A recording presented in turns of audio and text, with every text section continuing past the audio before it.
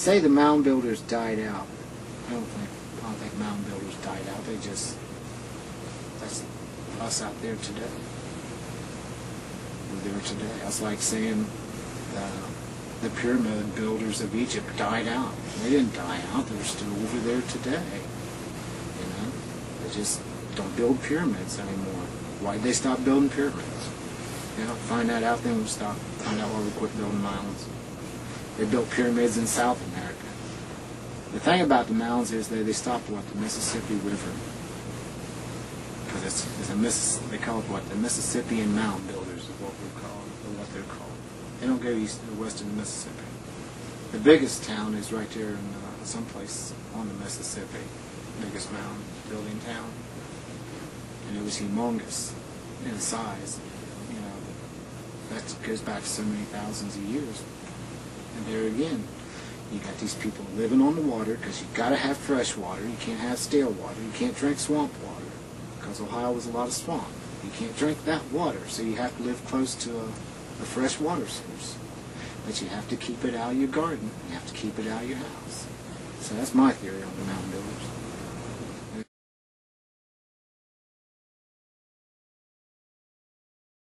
So, you know, language is important, but there's also an awful lot of symbolism.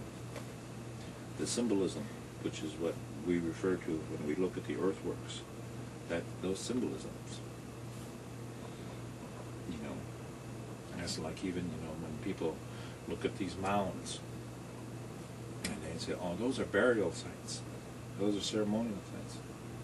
And I said, no, those are monuments to the importance of women. I said, those symbolize the belly of a pregnant woman. So when the Indian people built those mounds, they built those to commemorate, to always understand and to always remember the importance of women in our society, in our culture, in our world, in who we are as a nation. To remind us of the importance of women. And the people that were put into those, buried in those mounds, they were put back into the womb so that their spirit can be reborn on this earth. So those aren't burial mounds.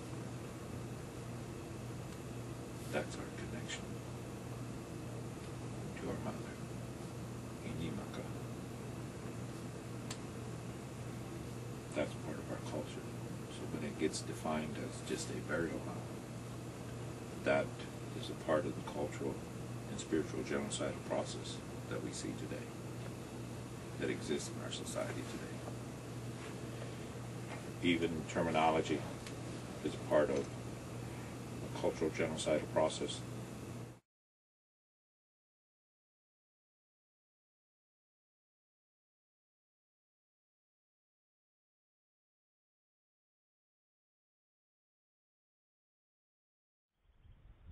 And one of the things that my grandfather believes in strongly is that the Dakota people originated here in the Ohio area, and particularly here in Licking County. And some of the stories, if we don't run out of film by the time we actually get to them, that I'm going to be sharing with you are not my stories. And I'll tell you that they were passed down to me by my grandpa. And what's really amazing is that they were passed down to me by both of my grandpas of two different heritage. One being the Dakota over in South Dakota, and the other one being Mohawk from the New York, Canada area. And the stories that I learned from both of my grandfathers about these sacred areas in this area are almost identical. Just totally blows me away.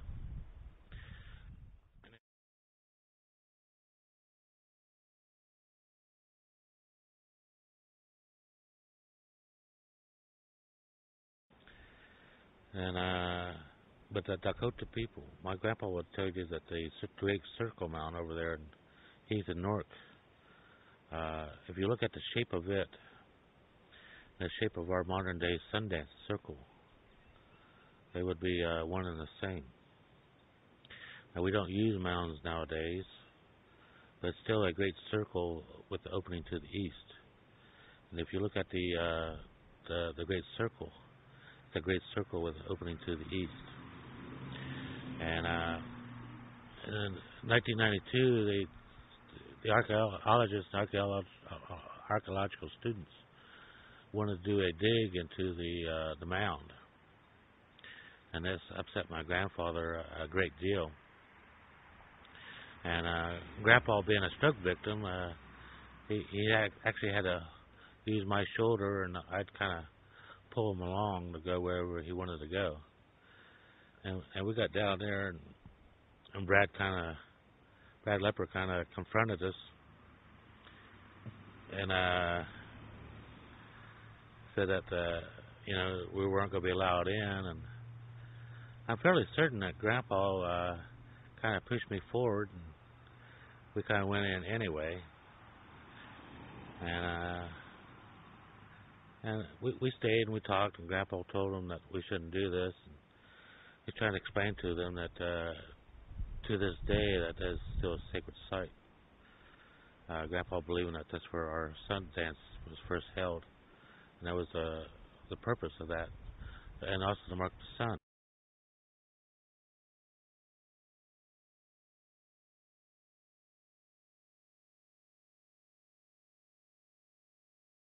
My grandpa also pointed out that our people, when we would come down, we'd cross the lake of the Great Panther. It is Erie.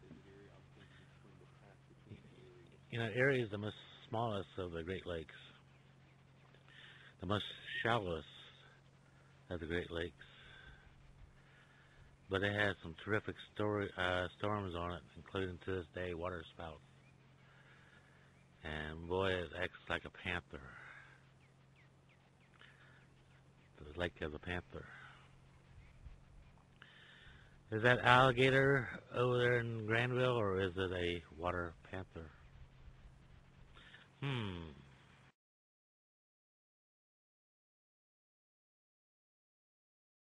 another story that I heard that I read about in James Kingley's book, and I heard the same story from my Dakota grandpa, and I heard the same story from my Mohawk grandpa, and I believe it, that people of many different nations could come to Flint Ridge,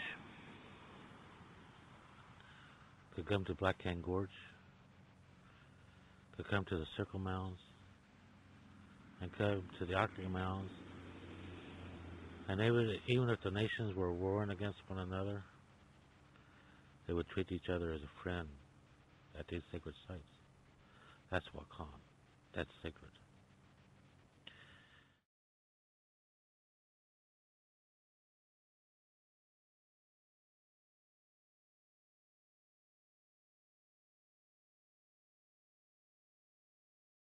So we went over to the Great Circle Mound, and sure enough, there was Brad Lepper. And Brad, if you're watching this, realize that I know that you're a good guy. We're just talking about 1992, okay? Give it a break.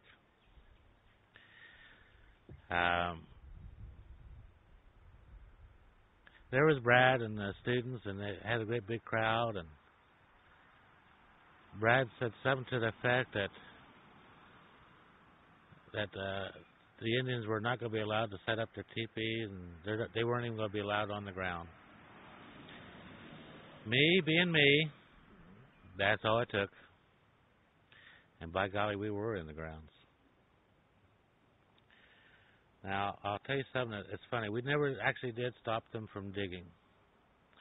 But we took the opportunity to explain our point of view. And 4 times each day, 13 times a day,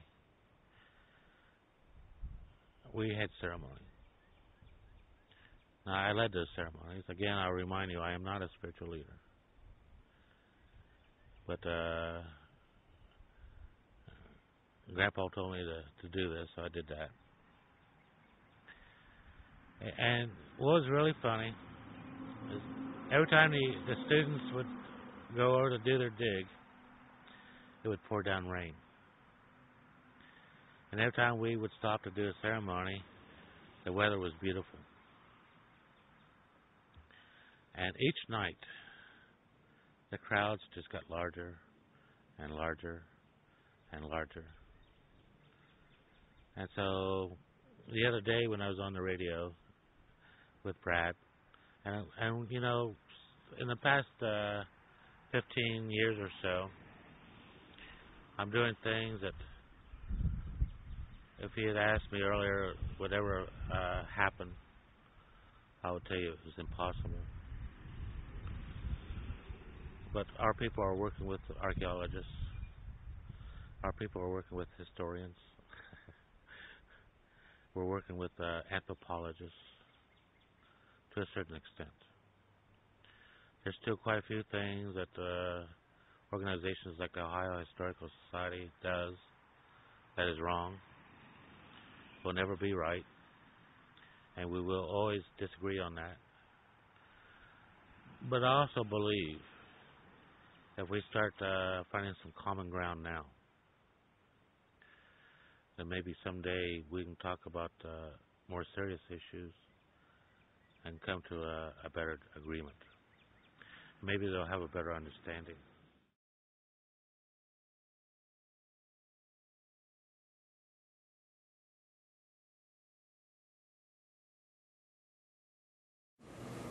And going back to traditional ways, we have to be able to pray. And there's more to traditional praying than some people think. And we have sacred spaces. And Earthworks in the Mounds is one of them sacred spaces. There's a feeling that you get. Many Native people suffer from what we call historic PTSD, where you can be somewhere and you can hear the voices of the ancestors. And you know that this is a place where you need to be. And unfortunately, with the golf course on there, I get real upset because my right to pray is invaded by a culture who is hitting a little ball into a hole while they are drinking alcohol and rubbing it into my ancestor's face. That bothers me. That bothers me. It bothers me that we have to have validation. Let us dig up the mound, and if we find remains, then we can say it's a burial mound. Well, let me dig up the cemetery, and if I find remains, I will tell you. You know, or they will tell us, okay, we found remains, and you can have the remains of your people back. That's really nice and big of you. But, you know, we got these nice pots, and they're worth more on the market, and we need to put these in a glass case in a museum. Well, let me dig up your grandmother. I want her gold teeth in her wedding ring. You can have the body back, but I need to take those things. That's how it feels. And we just can't get this across to people. You know, there is no cultural respect, you know, in this area. And you need to respect other people's culture. And I'm not just talking about Native people.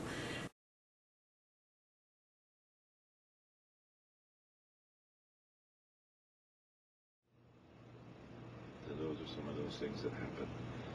But, you know, getting back to Ohio, about why some of the things that go on, and why did I do some of the things that are here, is because there's a lot to be learned. There's a lot to be learned, and there is a window that is coming. And that window is coming because of the alignments. You know, there's going to be alignment this coming year in October, and that's going to be, you know, the moon, the lunar alignment, and it's going to align with the octagon mound. And I mean, you know, they've talked about it, and that's a good program. And I really encourage people to go out there because, you know, so that they can understand those alignments. And I really wish that, you know, as Indian people, that they would, you know, take a look at what is still here and what has been destroyed, because those alignments are very important to, you know, to the cycle of life.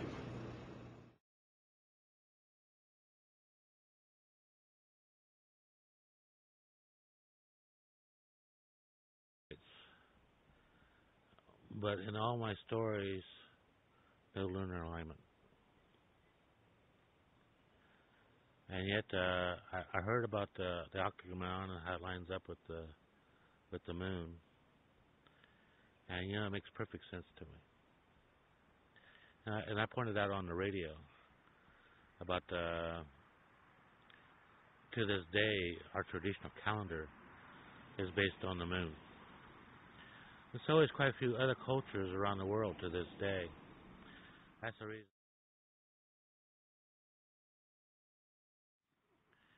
Brad thinks that there's 30 feet of the octagon mound that doesn't fit into alignment. And he seems to think that when the militia reconstructed some of the mounds, the Ohio militia, and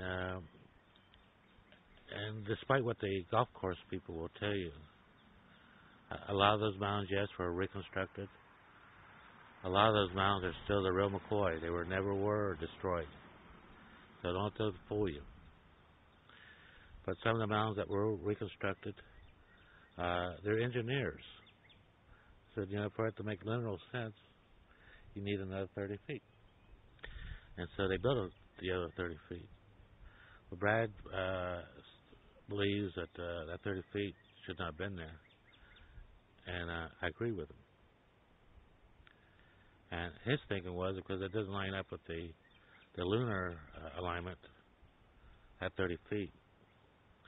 And my thinking is that when you look at Native American objects, be it handmade or what it is, you will always see an imperfection.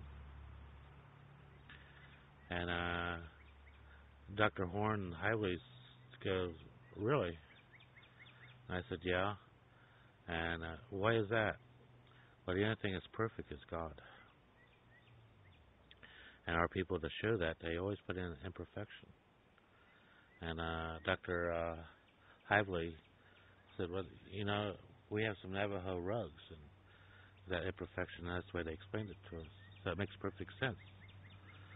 I said, well, in that 30 feet, take it off. Not only does it still line up correctly with the lunar, but it also shows an imperfection. And I said, another thing you might want to consider about the actual design about the octagon mound is if you look at God's creation, and you can pick out anything, even these trees, even though they're straight up and down, if you look at them closely, there's a lot of circles in them. And you're going to see these circles in everything that God created, even human beings. And so you might think of the circles representing the people. And you might look at that octagon, and the octagon, you're not going to see that in the creation. So perhaps that represents the supernatural. And if you look at the octagon mound closely, there's kind of a roadway, a path between the circle, the people, and the supernatural. So there's that connection. So I'm intrigued about the moonrise, and after we ate lunch, Brad says, the stories that you shared with us were fascinating, and they make a lot of sense. And so I think there's a lot of hope for us to learn from one another. And I'm looking forward to it, because one of the things that Dr. Lepper is doing, that Grandpa always talked about, is that there should be some kind of a connection between the mounds in the North Ohio area and the mounds that are down in the Chillicothe area. And he said there should be a holy road that connects those two. And one of the things that Dr. Lepper has discovered over the several years, remnants of a holy road that connects the American Chillicothe. So I'm looking forward to learning more about that, especially since they won't be intrusive in the land. They won't be digging into the land. This is all going to be on the surface.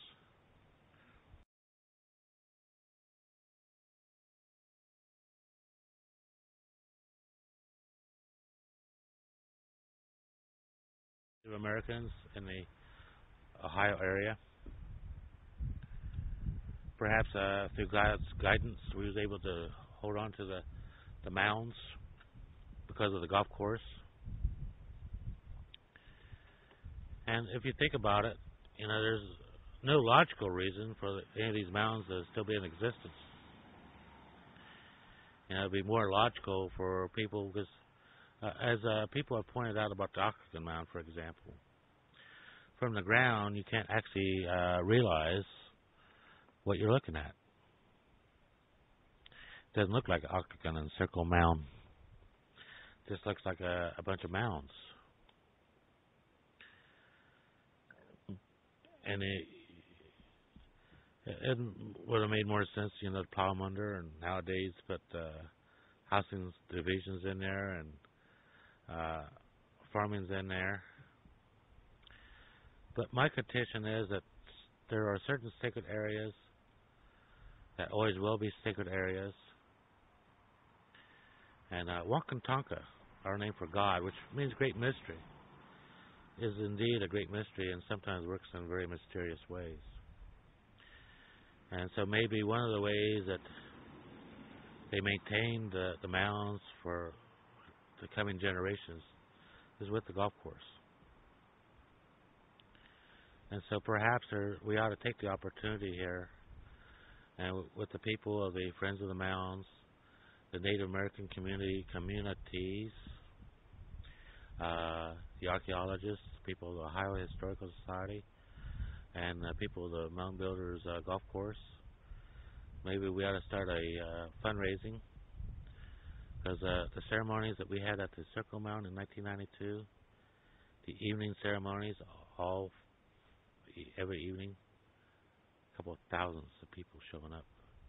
People of many races, many walks of life, coming together, unified.